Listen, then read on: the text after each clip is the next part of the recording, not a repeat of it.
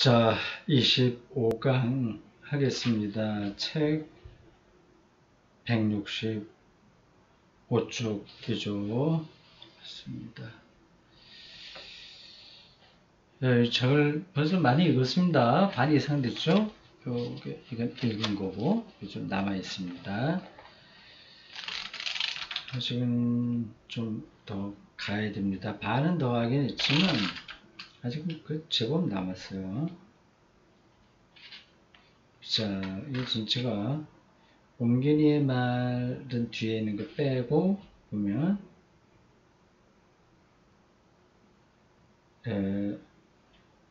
289 에필로그가 두 쪽으로 있는데 그거 에필로그를 처음 읽었나요? 안 읽었나요? 모르겠네. 286쪽까지 있는데 반은 조금 더 읽었습니다.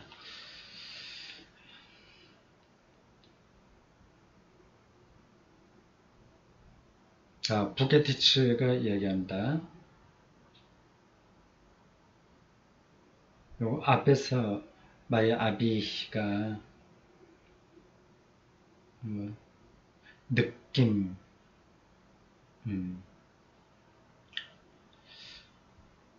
이걸 중요하게 다루고 있어요.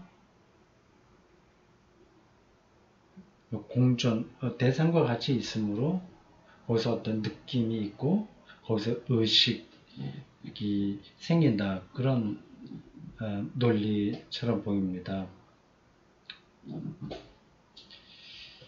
이렇게 학자들 간의 의견이 어떤 부분에서는 좀 이렇게 맞으면서 또 들어가면 갈라지고 이 다섯 사람이 의견이 딱 하나가 되는 사람은 없습니다. 그럴 수 없어요.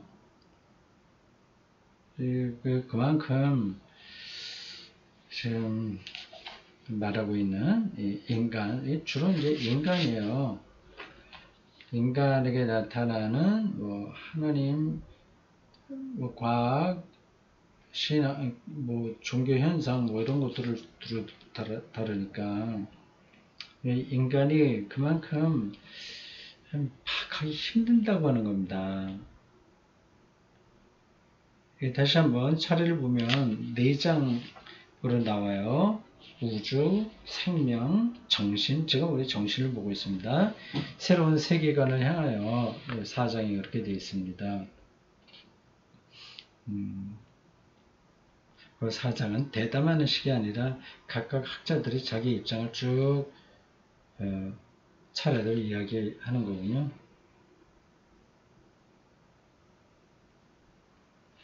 이렇게 인간이 뭐냐, 인간에게 나타나는 그 생명 현상, 몸과 정신 이런 것들을 다 포함해서 아직까지 우리가 답을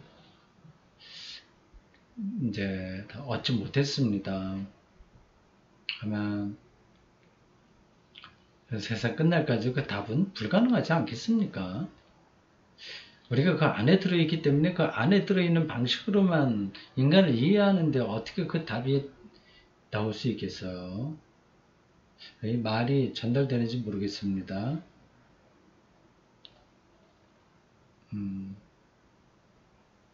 하여튼 그런 정도를 놓고 이제 아비 말을 이제 이어서 부케티츠의 발언입니다. 콘라드 로렌츠는 인간이 사물을 대상으로 파악하는 능력을 가리켜 대상화를 통한 확인이라고 표현합니다. 독일어로 괄호 안에 설명을 하고 있군요. 두 에비덴츠, 유 에비던스 영어로 그렇습니다. 당신 증거 이런 뜻이네요. 사물을 대상으로 경험하는 것도 인간이 가진 고도의 능력이지만 대상으로만 여기는 게 아니라 또 관계, 지금 아비 이 말을 빌려서 오는 겁니다. 대상을 구분할 수 있다고 하는 겁니다. 네, 개에게는 뛰어나지만 개에게는 그 대상을 그렇게 세분화해서 경험하지 못합니다.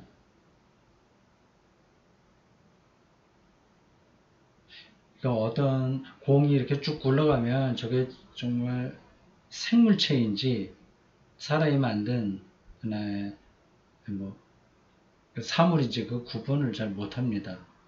낙엽이 떨어진다고 하더라도 그게 낙엽인지 뭐 곤충인지 이런 구분을 잘 못합니다.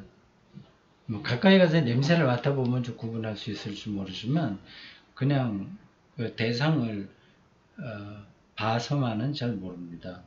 인간은 그런 것들 다 구분하죠.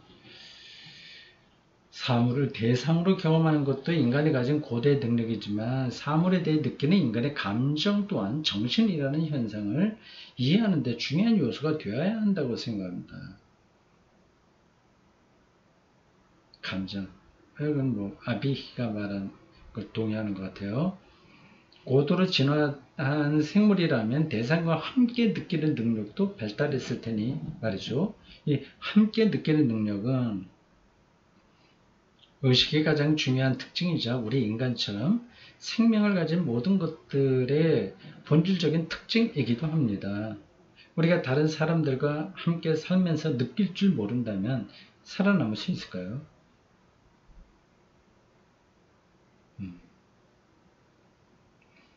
그렇죠. 공동사회가 가능하고 그래야만 인간이라는 종이 생존할 수 있겠죠. 여태까지 그런 방식으로 생존해 왔습니다. 근데 또 인간에게는 역설적으로 그런 함께 사는 느낌 말고 오히려 혼자 사는 느낌도 중요합니다. 참 사람은 특별한 거죠. 그러니까 이러한 분석만으로는 인간이 다 설명되지는 않습니다. 하는베르크 발언입니다. 느낌은 자의식의 전 단계가 아닐까요? 분명한 자의식 없이 이루어지는 대상의 수용과 같은 거지요. 철학에서도 예부터 이 점을 잘 알고 있어서 오이카이오시스는 집을 뜻하는 오이코스에서 나온 말로서 자각, 대상에 대한 의식이 있는 상태를 가리킵니다. 참 석학들은 맞아요. 이렇게 쉽게 대회담을 하면서도 아주 전문적인 용어, 개념들이 막 나오네요. 이게 쉽지가 않습니다. 이런 일반 대화에서 대화하려면 상대방이 어떤 얘기가 나올지 모르잖아요. 그걸 받아서 해야 되니까 총체적으로 준비가 되지 않으면 그냥 대충 얼버무리는 식으로 말할 뿐이지 전문적인 거를 말하기 힘듭니다. 근데 이 학자들은 준비가 잘 된 사람들이네요. 굉장히 그 수가 높은 뭐예요? 경지가 높다고 그러나? 내공이 있다고 그러나? 수가 높은 그런 사람들입니다. 모든 생명체는 자신의 환경 안에서 주변 사물과 함께 살아갈 줄 아는 능력이 있어요. 그런 공존 능력의 일부가 오이카이오시스입니다. 느낌이 공감의 바탕이 되는 것은 바로 이 오이카이오시스가 있기 때문입니다. 자아가 대상과 분리되어 있는 상태를 넘어설 때 느낌은 공감으로 바뀝니다.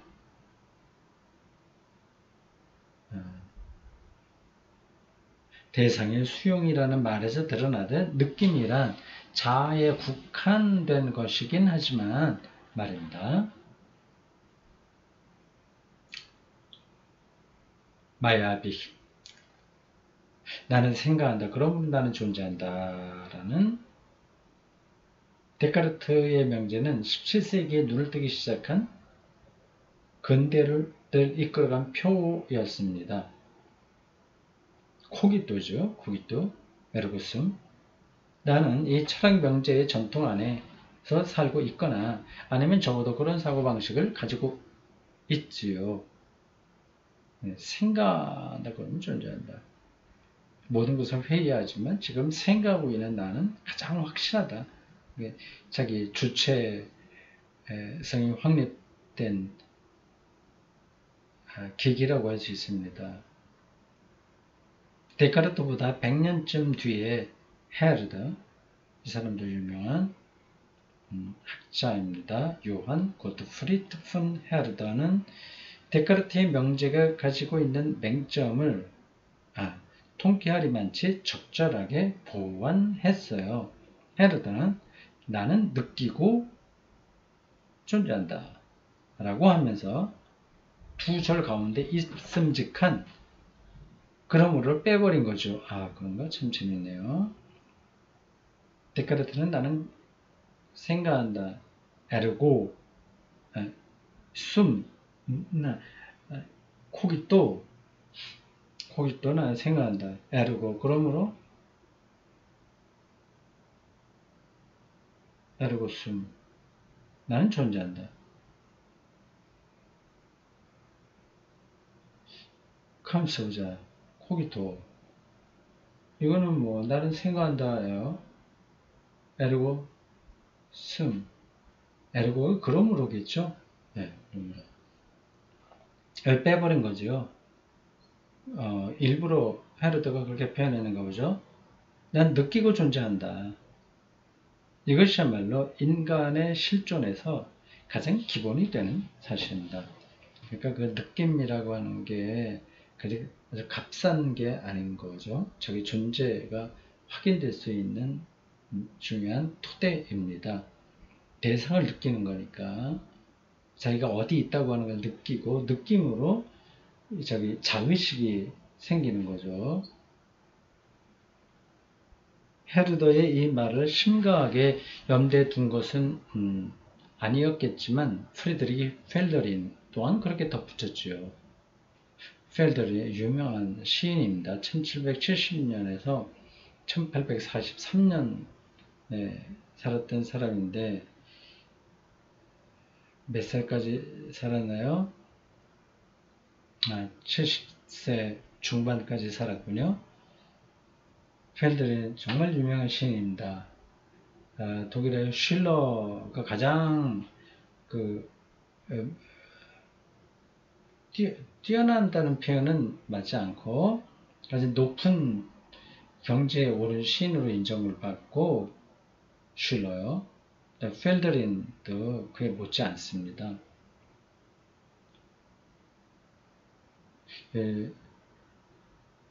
하이데거가 이 펠더린 시를 굉장히 좋아했습니다. 즐겨 읽었고 시를 해석하기도 했습니다. 그 책을 다시 한번 읽고 싶은데 제가 책이 없어요. 하이데거가 주로 이제 펠더린의 시를 해석한 그런 책입니다. 펠더린의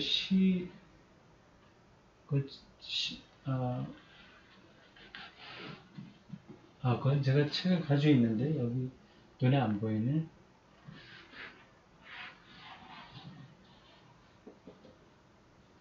다른 데 있나요? 제가 직접 읽어서는 그걸 다 이해하지 못합니다. 설명해 줘야 되는데 설명한 책도 제법 있습니다. 한국의 독일 동문학을 전공한 학자들이 펠드린의 시를 중요하게 생각합니다. 여러분 다 기억해두면 좋은 꼭 기억해둘 만한 그런 시인입니다. 프리드리히 펠더린. 이렇게 덧붙였죠. 느끼지 못한다면 죽은 것이다.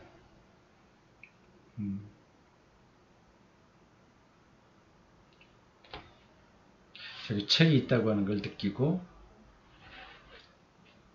그럼 내가 동영상을 촬영하고 있다고 하는 걸 느끼고, 함께 여기 누가 있다고 하는 걸 느끼고, 공간 안에 있다고 하는 걸 느끼고 뭐 이런 것들이요. 느끼지 못하면 죽은 것이다. 그렇게 얘기했군요. 부케티츠, 저는 데카르트의 말을 이렇게 뒤집어 보고 싶어요. 나는 존재한다. 그러고는 나는 생각한다. 그 말입니다. 앞서 들은 것처럼 무칠로 선생님의 어린 따님이 어느 때부턴가 거울에 비친 자신의 모습을 알아보게 되는 일은 그 아이가 생물학적 의미에서뿐 아니라 한 개인으로서도 점점 성장하고 있다는 증거입니다. 진화론자인 저로선 물질이라는 요소가 모든 것의 바탕이라고 생각합니다. 그건 뭐 많은 말이죠. 제일 먼저 뇌라는 신체 기관이 생기고 그 기관을 토대로 의식이 발달했다고 믿어요. 그러니 당연히 나는 존재한다. 그러므로 나는 생각한다가 되어야 되겠죠. 그 논리에 딱 맞는 자기 표현입니다. 먼저 자기가 물질로 된 어떤 생명체로 존재하고, 그러니까 거기서부터 이제 다른 게 나온 거죠.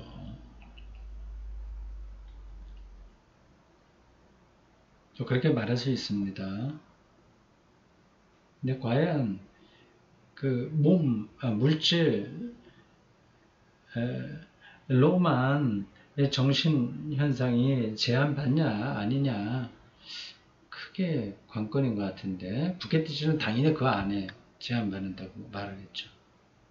뒤를 제가 문제 삼고 싶은 것은 그런 발달의 어느 단계에서 정신이라고 할 만한 현상이 나타났느냐 하는 겁니다. 의식이 생겨난 바로 그 시점을 두고 벌써 정신으로 불러도 좋을까요? 계속해서 좀 의식과 정신 구분하고 있습니다.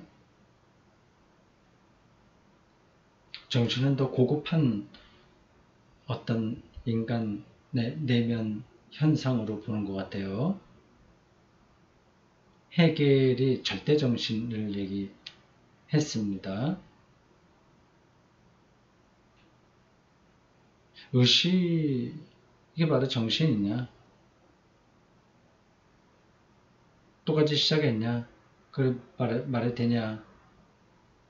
그런 질문입니다. 저는 사고 행위가 시작되는 단계부터 사고 행위,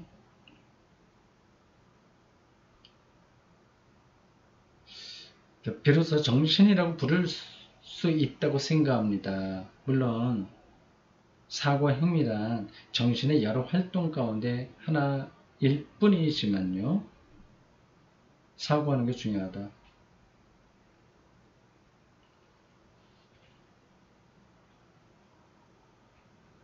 하넨베르크가 발언합니다. 뒤르 선생님의 말씀은 정신을 지나치게 편협하게 정의하시는 게 아닌가 싶네요. 정신이라는 주제가 흥미로운 이유는 정신현상학이라고 하는 책도 있고, 물론 그 개념이 있고요. 그 학파라고 할까? 그런 연구가 많이 있었습니다. 정신현상이 무궁무진하게 다양한 측면을 가지고 있기 때문입니다. 사고하는 것만이 아니라 상상하고 기대하고 희망하고 하는 모든 것까지 다 포함하겠죠. 지금까지의 대화에서도 그런 다양한 측면이 드러나지 않았습니까? 정신을 단순히 사고 행위로만 묶어 놓는다면, 뭐 뒤로도 거기에만 묶어 놓지는 않는데 여러 활동 중에 하나라고만 얘기했잖아요. 정신을 둘러싼 우리의 논의는 별로 기대할 게 없어지고 말 텐데요. 이건 하넨베르크가 뒤로 선생이 말한 거 듣지 않았나? 사고행위가 정신의 여러 활동 중에 하나라고 뒤로가 분명히 얘기했는데 여기에 묶어 놓지 묶어 놓는다면 이렇게 질문하면 좀 잘못된 건데요. 약간 한눈을 판 것 같습니다. 아니면 파넨베르크가 이렇게 얘기할 수밖에 없는 뉘앙스가 뒤로의 발언에 있었는지는 모르겠어요.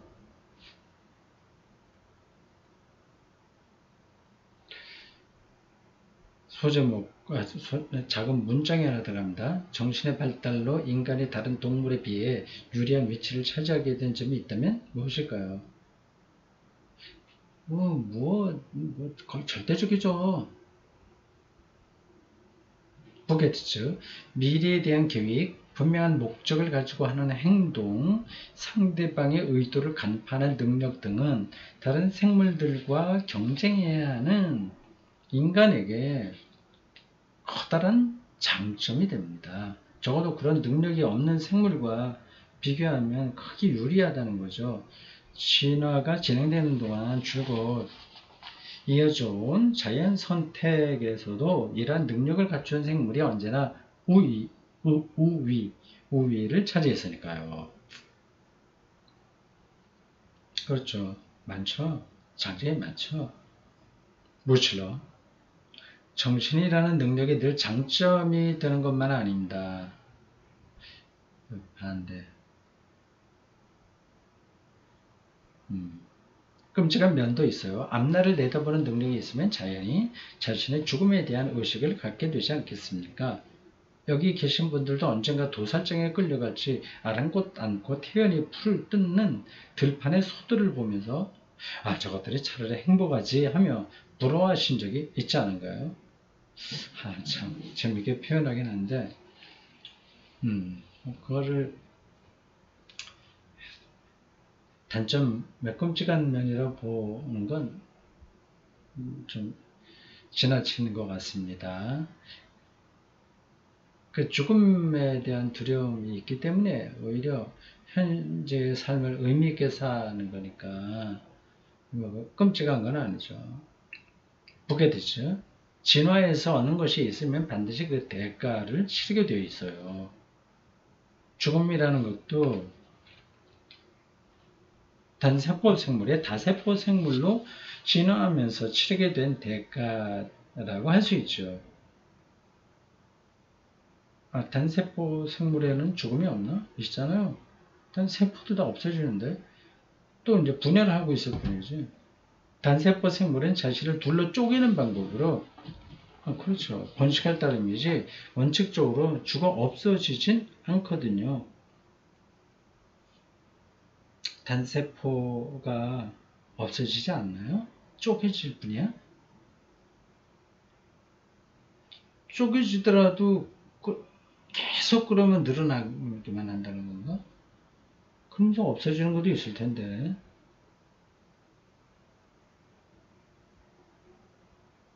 원칙적으로 죽어 없어지지 않거든요. 고통이라는 것도 그렇죠. 신경조직이 발달하면서 비로소 고통을 느끼게 된 것이니까요. 그렇지. 신경조직은 생명을 유지하는 데 없어서는 안 될 기능을 담당하지만 동시에 부정적이고 고통스러운 면모도 가지고 있습니다. 죽음에 대한 의식이 생기면서 세상에 등장한 거예요. 의식 또한 부정적인 측면을 아울러 갖고 있다고 하는 건 말할 필요도 없고 말입니다. 수많은 정신병자나 정신질환에 시달리는 사람들을 생각해보면 금방 알 수 있지 않습니까? 앞서 말했듯이 발전이 있으려면 어떤 경우든 대가를 치러야 합니다. 이건 뭐 당연히 그렇죠.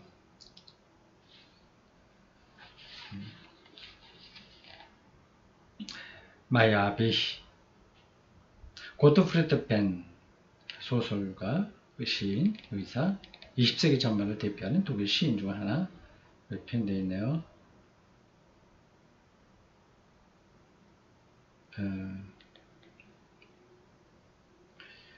고트프리드 벤의 시에 이런 구절이 있습니다. 눈길 나누고 반지도 주고받으며 그저 행복을 좇아야 하건만 그대는 불행히도 정신을 따르고 있을 뿐. 우리의 정신적 능력이란 게 그렇게 우월한 능력인 것만은 아니라는 이야기는 고대 신화에도 등장합니다. 뭐 이게 우월한 능력이 아니다라는 차원보다는 이 인간을 인간답게 만드는 능력 아닌가요? 그리고 여기서 우월하다도 그렇지 않다라고 하는 거는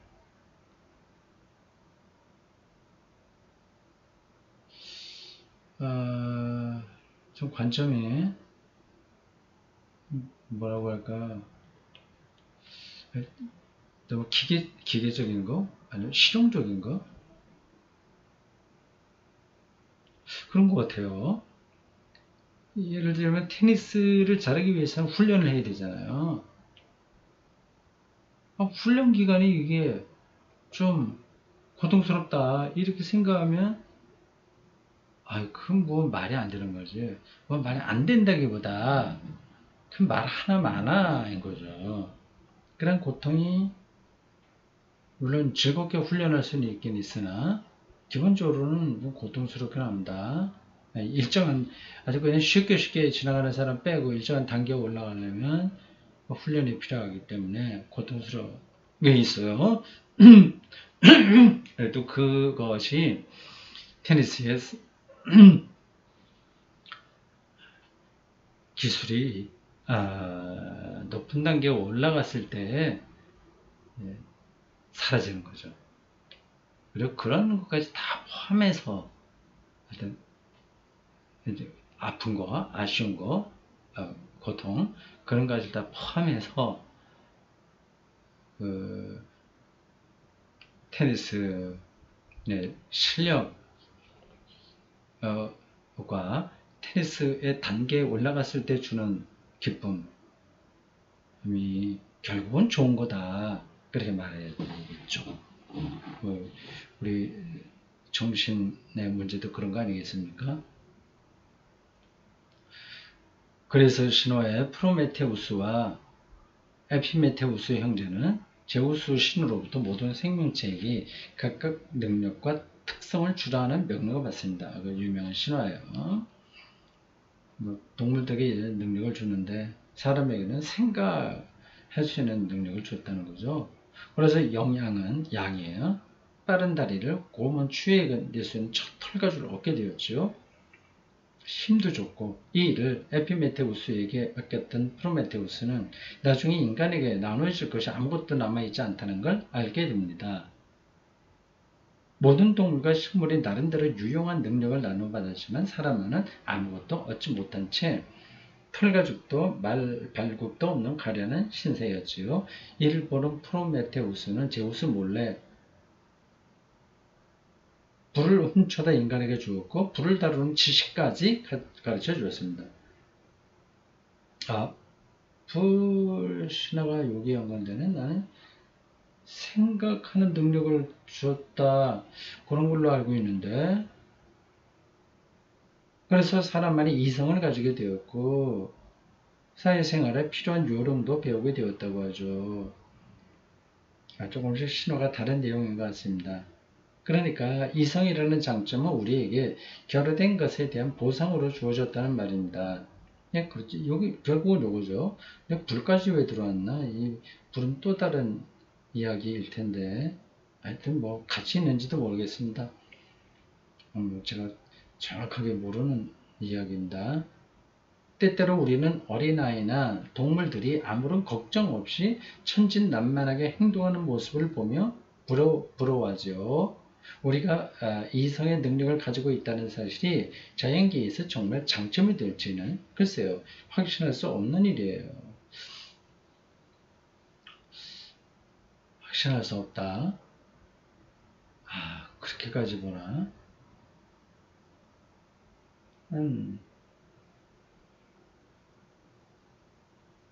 장점이 된다고 보는데요. 이건 하나님의 형상으로 지음받은 사람의 특징이니까요. 물론 이성으로 자기 삶을 파괴하거나 인류를 말살하게 하는 잘못을 저지를 수도 있죠.